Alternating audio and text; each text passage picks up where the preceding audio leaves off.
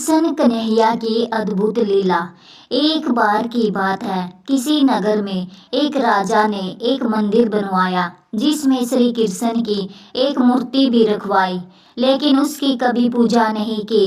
पूजा करने के लिए मंदिर में एक पुजारी को रखा गया। पुजारी नियमित कन्हैया जी को नहलाता और बड़ी ही श्रद्धा भाव से उनकी पूजा अर्चना करता।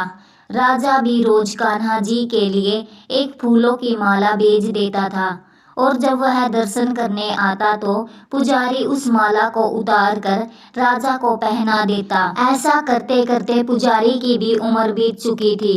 एक दिन किसी वजह से राजा नहीं आ सका तो उसने एक सेवक के हाथ मंदिर में माला पहुंचा दी और कहलवा दिया कि आज वह मंदिर नहीं आएगा, इसलिए पुजारी उसका इंतजार ना करे। इतना कहकर सेवक चला गया। पुजारी ने हमेशा की तरह कन्हैया जी को माला पहना दी, लेकिन जब शाम हुई तो पुजारी यह सोचने लगा, माला उतार कर किसे पहनाई जाए। उसने सोचा, क्यों ना ये माला आज मैं ही पहन लूं।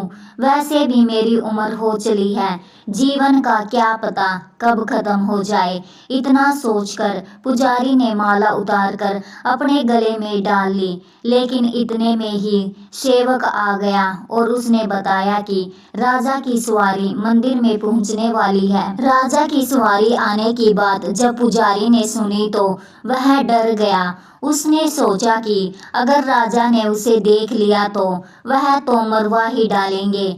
आनन फानन में पुजारी ने माला उतार कर वापस कन्हैया जी को पहना दी। जैसे ही राजा अंदर आया तो हमेशा की ही तरह पुजारी ने माला कान्हा के गले से उतार कर राजा को पहना दी, लेकिन माला पर लगा सफेद बाल देखकर राजा समझ गए कि पुजारी ने यह माला स्वयं ही पहनी थी। बस फिर क्या था, राजा क्रोधित हो उठे और उन्होंने गुस्से में पुजारी से पूछा कि माला पर सफेद बाल कहाँ से आया।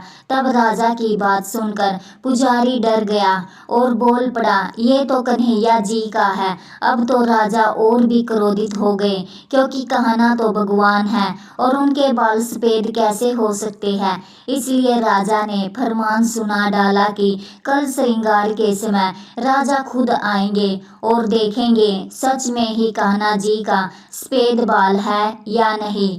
उन्होंने कहा कि अगर पुजारी ने झूठ बोला होगा तो उसे फांसी दे दी जाएगी।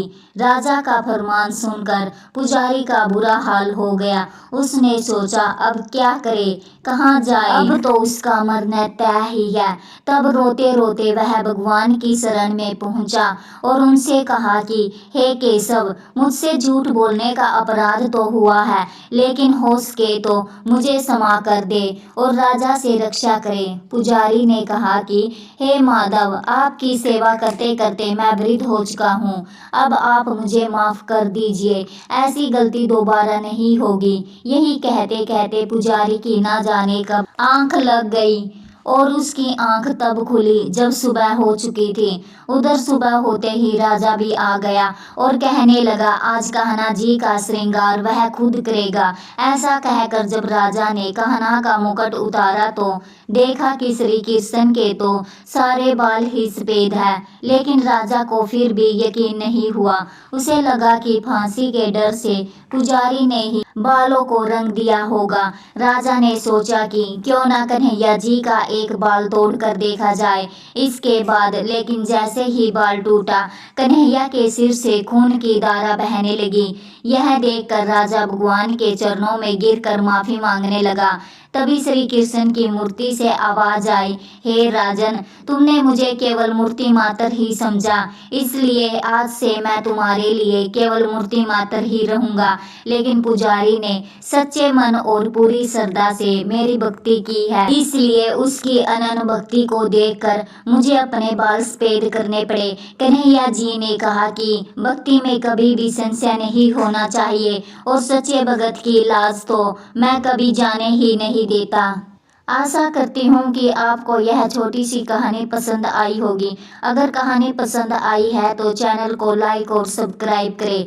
राधे राधे दोस्तों।